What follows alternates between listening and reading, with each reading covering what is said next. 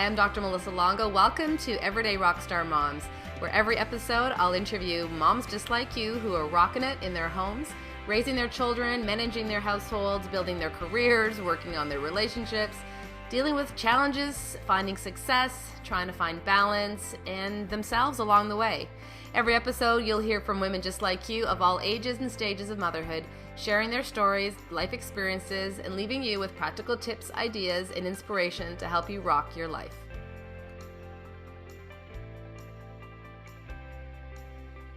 On today's episode, I'm chatting with Karla Findlay. Karla works in municipal government, teaches fitness and yoga, and is about to add entrepreneur to her resume by launching a new business. She's also mother to a hilarious 3-year-old son, and today we talked about how motherhood has helped her stop trying to be an overachiever and change her priorities, something we can all relate to as women. Karla also shares how her struggles with infertility affected her as a woman, but how ultimately she was able to let it go, develop more patience, and learn to just roll with life a little easier. Karla also talks about being an early riser and taking time to take care of herself, her supportive partner and how they continue to build their relationship, and some of the family rituals that keep them all connected. It's a great show today. Check it out. Hey Karla, welcome to the show. Thank you for having me. I'm glad you're here today. I'm looking forward to what you have to share about your experience being a mom. Why don't you start by just telling all of our listeners a little bit about, who you are, what you're doing right now, your family life? Sure. So I'm a working mom. I have one little boy who's 3, and a partner and a dog. I work in municipal government. I also have a side business that is a meal delivery service. I teach yoga. I teach group fitness. I do a lot of things. But yeah, that's sort of where I am right now. Exciting. So for some people listening to that, they hear all those things and they think, whoa, how does she do all of that? So can you expand a little bit on how do you make all those things work in your life? Well, I think that I have a really good support system. Both Jay, my partner, and I, both of our parents live in town, so we are very lucky. We have a lot of help from our moms. And I also have a partner that's very supportive of me doing a lot of different things, and he knows that the busier I am, the happier I am. Mm-hmm. So he's a great hands-on dad and really allows me to pursue different passions that I have.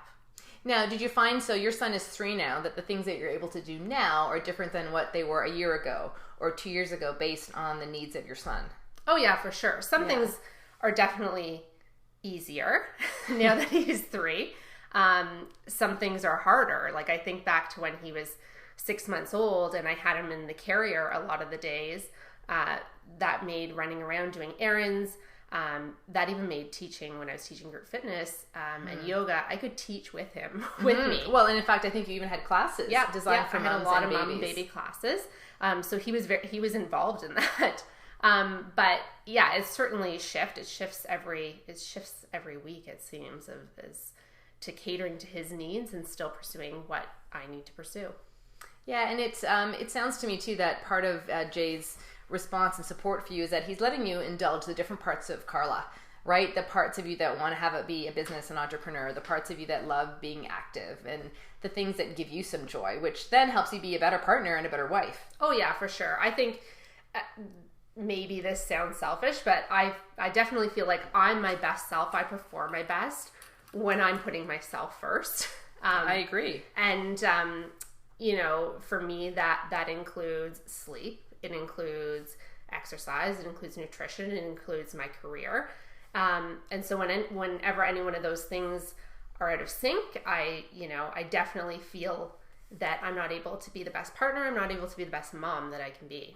Thank you for saying that, because so many times moms put themselves last. Oh yeah. They just feel, and we've all, some days that's just the way it goes. Or some months, some weeks of life get really busy and it feels impossible to look after yourself compared to what everyone else needs from you. Mm-hmm. But it's so crucial to be taking care of yourself. Was that something that you had to learn? Or did you have a moment where you realized, whoa, I need to start taking care of Karla? Or was it something that you've always been doing? Oh no, I've had lots of moments. I've had lots of times where I've had to step back and say, like, this isn't working for me anymore. I need to cut that commitment, or I need to, I can't be everywhere at once. It's happened many times. It probably happens once a week or once a Okay. month. But yeah, for sure, making time for myself and is key for me in being a mom, being a wife, being a friend, and just being a woman. So in those moments where you've had to realize, okay, I have to say no to this, or I have to maybe change my demands on myself for my work, how have you gotten through that? Like, what's been your thought process? Have there been specific people that have influenced you, or how have you made those changes? Because they're not easy. No, for sure. I think I've gotten better about looking at more of the long-term plan. So yeah, it's hard to say to a work commitment, no, or even a social or friend commitment. But I just kind of try to think, okay, really, in 2 months from now, in 2 years from now, is this going to be a big deal that I said no?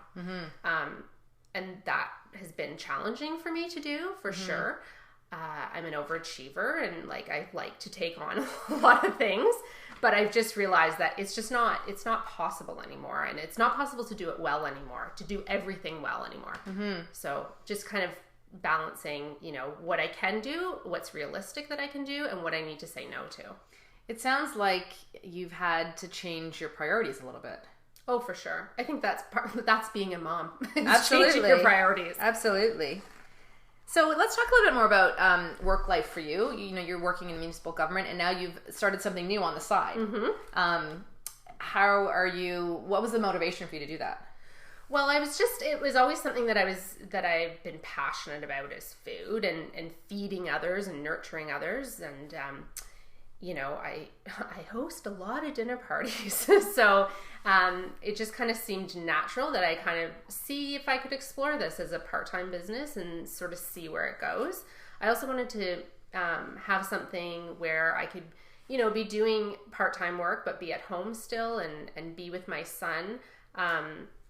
And not feel like I'm, taking on a part-time job, then being out of the house in addition to that. So creating a business that worked for you based on your values as a mother. Yeah, for sure. Well, that's exciting. Congrats. Yeah, thank you. Jay has always been supportive. You've talked about him being so supportive of the things you're doing. What's your relationship like? I mean, what are your secrets to, relationship success when you're juggling lots of different things? Well, I think that we really look at the long game of being parents. So we know that these toddler years are challenging. It's hands-on all the time with our son. And so he's an easygoing little kid. Oh, he is. But he's busy. Yeah. So, there's a lot of attention right now in our relationship that's on our child. But instead of stress about that, that's what it is. And we know that, when he's 15, we're going to be begging him to spend time with us. And then we'll have a lot of time for each other. So I think we try not to get bogged down, forcing ourselves when we're out on a date night to not talk about our child. It's part of who you are. Exactly. So we try not to stress about that. The other thing I think that we both try to make a big commitment to do is really vocalize appreciation for each other, particularly for kind of mundane domestic things. So I make Jay's lunch every morning. I get up with him. He leaves usually by 5 every morning, but I get up with him and I make his lunch. I don't love doing it every day, but I know he really appreciates it, and he thanks me every single day. He does all the laundry in our house.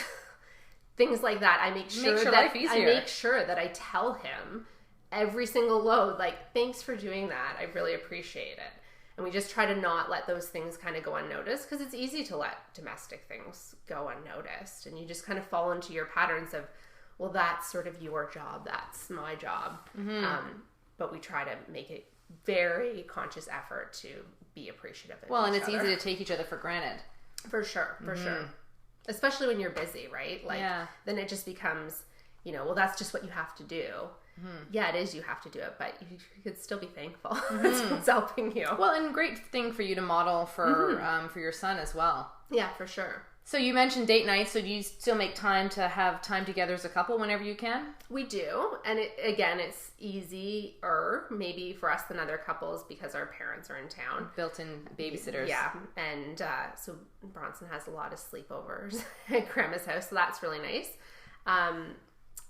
So we do try to make an effort to have date nights, but we even do a lot of date nights at home, like after our son goes to bed. We'll, save our dinner and eat after he's in bed and watch a movie or something like that. That's just easy and low-key at home. It doesn't have to be a big thing. It doesn't have to be a big thing. It doesn't have to be a lot of money. Yeah, for sure. It just can be some time dedicated to spending, connecting with each other. And honestly, when you're so busy, sometimes all you want to do, like relaxing and binge watching something on Netflix, is a great date night. You're still connecting and just in a different way. Yeah. So you talked earlier about, you perform your best when you are getting enough sleep, when you're taking care of your nutrition, your exercise. Are there any other lifestyle tips that are really important to you that help you perform? Well, I think I wake up early, so I get a lot done in the morning. Okay. Morning's sort of like my go-to time. You've always been a morning person? Always been a morning person. Okay. Because a lot of people know, myself included, that would be a great thing to do. Yeah. And yet struggle trying to get up and going first thing in the morning. But are you a night person? Like, do you get stuff done? I can be, absolutely. Yeah. But I know better now to do that because physiologically it's not the best thing for your body. Yeah. So I'm trying. But a lot of moms listening to this might be thinking, really? My kid just got to sleep. Yeah. They really want to get up early. But then, having said that, so many of the guests have shared that if they didn't have their morning quiet time, they wouldn't be as efficient at anything in their day. Yeah, for sure. I totally agree. Okay. Another thing I do is I try to multitask like everything. Okay. So, if I'm at the park with my son, I'll kind of like walk to the slide doing lunges or something. And I look probably like an idiot, but I don't care. That's my time that I'm trying to do it. Or even like coming here to do this interview, I also have to do some running around banking. I just try to like really make an effort, like anytime I leave the house, how many things can I get done in a row, and try to make the most of the sounds time like you're efficient. that I have. I try to be really efficient. That sounds like a common mom. Do you common mom attitude rather? I think that I schedule every minute of my day sometimes, but I don't feel stressed about it. I'm just maximizing my trips and my time as best as I can. Well, it probably makes you feel less stressed because you so. feel accomplished, and then you're not at the end of the day thinking, oh, I have so much I didn't get done, right? So what kind of things bring you the most amount of joy these days? Besides getting things done, because you're an overachiever and a multitasker, right? That brings me a lot of joy. Yeah. Checking things off my list. But I think it's important to talk about because when moms have too many things on their lists, and you're seeing a list that's not completed, it doesn't make us feel good. No. It makes us feel like we're not meeting expectations, or whether they're our own or expectations that anyone else put on us. For sure. I think that what brings me joy right now, like a big thing of joy in my house is dinner time. Dinner time is like our time in my family. So the whole process of making dinner brings me a lot of joy. But then sitting down with my family and, the standard we talk about our day and that sort of thing, that's like the highlight of my day. Something I think about all day long. Well, you love food too, so you're probably thinking about what are you gonna cook? Yeah, for sure. So, okay, if you were doing lunges at the park, or I'm sure, or other things that you've done that work for you, right? And you've likely made lots of choices in parenting that, you and Jay have been very congruent with. They resonate with you, but they might not resonate with other people. Yeah. Have you had experiences like that? I don't know if I've ever... Well, to my knowledge, I'm sure people are talking behind my back, but I don't know if I've ever had like a mom shaming moment. Right. I feel like I kind of connected myself with a really great group of women when I first had my son, and we're still very close. And everybody in that group, this large group of moms, has very different opinions on parenting. And I think that but we've all kind of accepted that, and we've all just kind of had this welcoming space where anybody can talk about how they're parenting or without judgment. So I don't know if I've necessarily had it from other moms, any sort of criticism. Jay and I as a couple have had some criticism from, I want to say, older family members. Jay and I aren't married. And that has been like a big deal to some people in our family. But, it is what it is. And we're happy and we're healthy and our child's happy and knows he's loved. And so for us, it's fine. We just kind of, I guess, ignore the criticism. People have opinions. Yeah, people have opinions, and they offer them sometimes abundantly. Yes. Have you? What gets you? What grounds you in those times? Like, what if you did have any difference in how you were to approach your child's feeding or sleeping or something like that, and someone else has a different opinion? What gives you the sort of the strength or the self-awareness, I guess, to meet those challenges? Well, I think like talking with Jay, with my partner, about them, and you know, and also being open to other people's opinions. Maybe it's not your initial reaction to co-sleep or something, right? But hearing someone else's opinion about it and hearing someone else's experience with it, instead of just shutting it off immediately and saying, oh, I'm not doing that, maybe there's some merit to how that works for their family. And that doesn't necessarily mean it's going to work for your family, but maybe it's an issue that you might want to explore. Just that's not closing yourself off to anything. A very healthy and mature way of looking at it.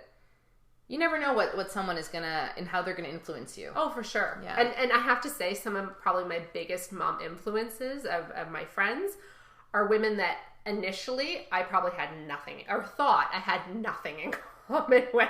Yeah. But you know, you get to know someone and you realize that, you know, their family's similar to yours in that way, and vice versa. Some of, you know, your closest girlfriends prior to having children, maybe now you're parenting totally differently. And that's okay too, but you know, things can change. And thank you for sharing that, because I think there is such value in being open, and even just doing the podcast. Every episode is a little different, and yet I find such similarity between the guests. But sometimes their personalities are different, or their tone of voice is different. You can hear it in someone's tone of voice, whether they're high energy, you know, or they're really more subdued. And some listeners have shared with me, you know, I couldn't really get through that episode. It didn't really connect with me. And I always say, you know what, try to stay open to it, because sometimes the people that we think are going to have nothing to share with us end up connecting with us in a way, or sharing some weird piece of advice that then is really powerful for you. So being open, I think, is huge. Yeah, I think that's great. And that's a great reason you're doing this show, right? Is hearing different people's opinion, and you're getting those opinions out there. Yeah. People take from it what they want, right? Or how it relates to them. Yeah, absolutely. And I think there's, moms are more similar than they're different. Oh, yeah. And as you know, I see things in the office all the time. Moms dealing with the same challenges and feeling that they're the only ones dealing with them. Yeah, yeah. So let's talk a little bit more about you said there's some strong influencers on you as a mother, and some of them were people that you didn't expect. Any other big moments in your life that you would say has shaped who you are as a mother?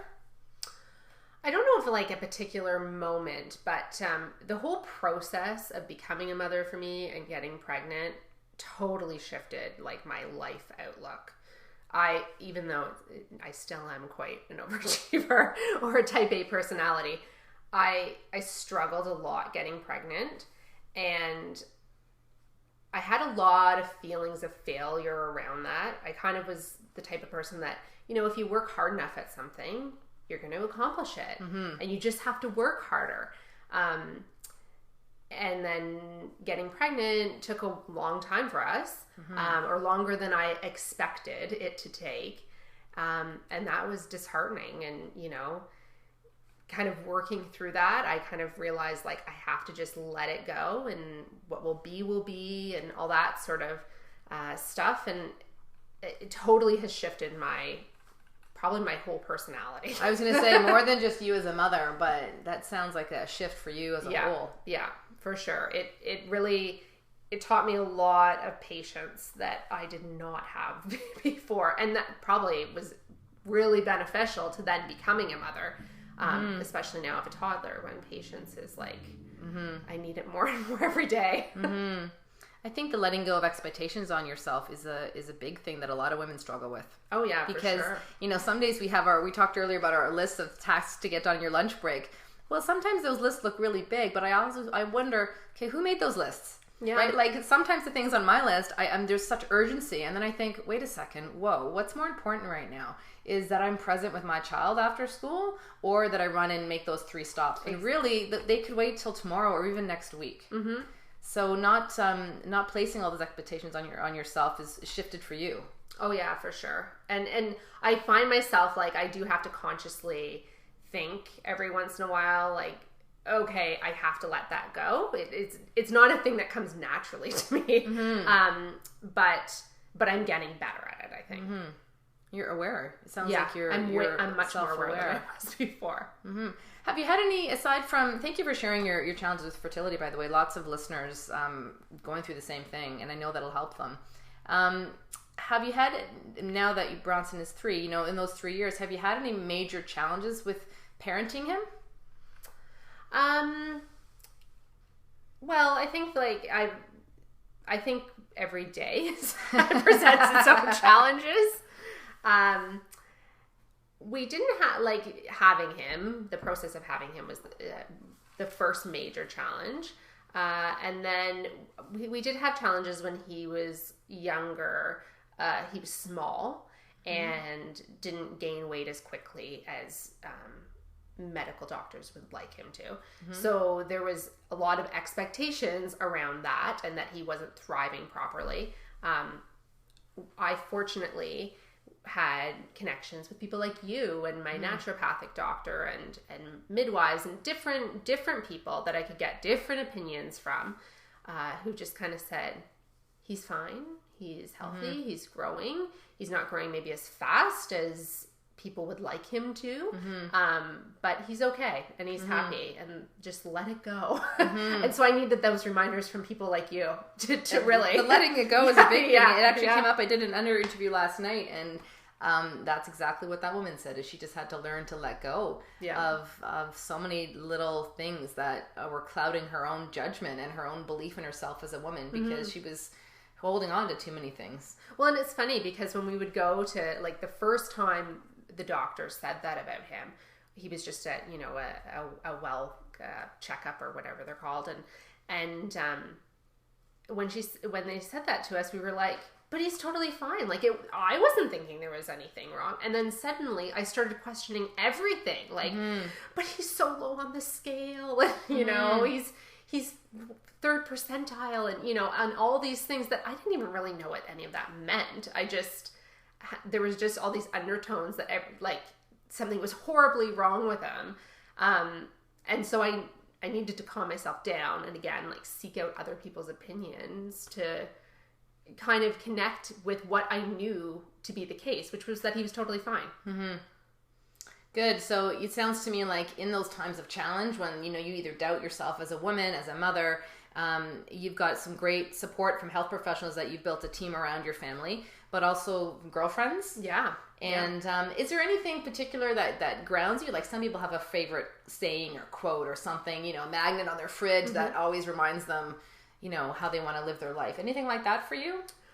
Well, we say this probably 1,000 times a day in our house, and now my son, who's 3, says it to me all the time. And it's so cliche, but we always just say, just take a breath.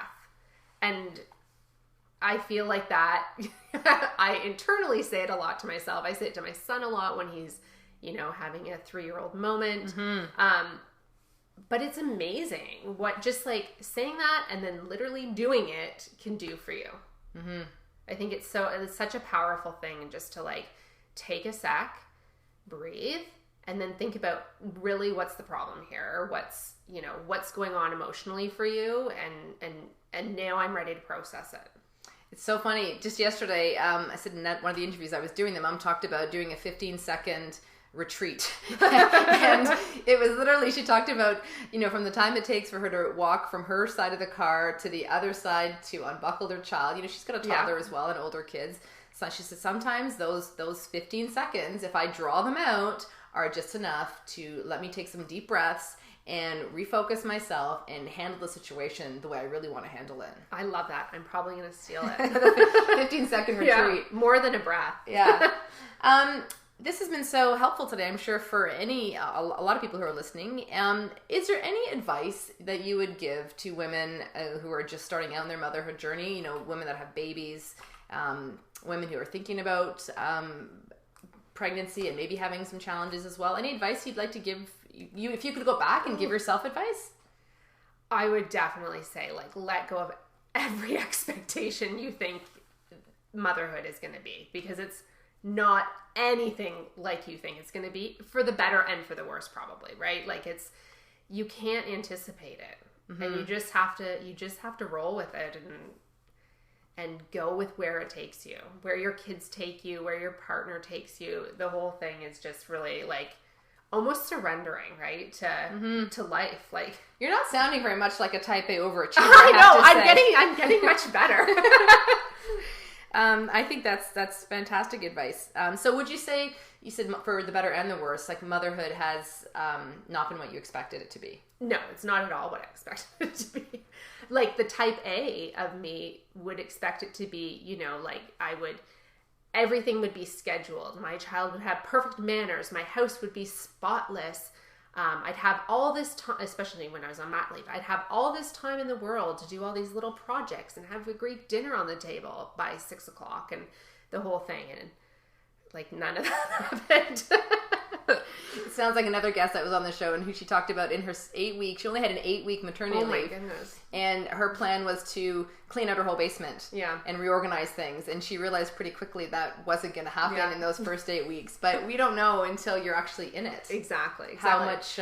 but it also, too, was like the funnest. It's been the funnest part of my life. Like I've had so much fun and maternity leave especially. I had an amazing maternity leave and made some great connections and lifelong friends, really. Mm-hmm. So the challenges have been there, but the amount of joy you feel is parallel. Oh yeah, if not higher. Yeah, I would say much of the same. You can't appreciate the love you're going to feel for a child, and the joy you're going to feel watching them succeed in doing things until you're actually in it. Oh yeah, it's crazy. Yeah, it's a wonderful thing. Any final thoughts before I let you get back to work? Well, I'm just so glad you're doing this. I think it's a really great podcast, and I genuinely enjoy listening to it. Like I'm a big fan of it. So I feel honored you asked me to be on it. Thank you. Yeah, you know what? Yesterday was the first time. I don't know. This will probably air in about a month or so. But yesterday it was episode 11, and it was. You know, just a quick little monologue of me sharing with moms why I feel all moms are rock stars. And because there's a lot of women that I ask, like you, to be on the show, and they're excited to be on it. And then there's some women who say, no, what do I have to offer? Mm-hmm. I don't know what I have to offer. And that breaks my heart more than anything else, because I see women and I see the light that they're shining on their families. And even on the days that you feel like your toddler is yelling at you and you're not getting any sleep and you're exhausted and you're behind in everything. We've all been there. Mm-hmm. But there's such support and feeling like you're not alone. Yeah. And so if you're a mom listening to this, you're a rock star, even if you don't know it today. And I'm thankful that you were willing to be here today, because I'm sure that some of the people listening to this also took little nuggets from what you shared with us. Great. Thank you.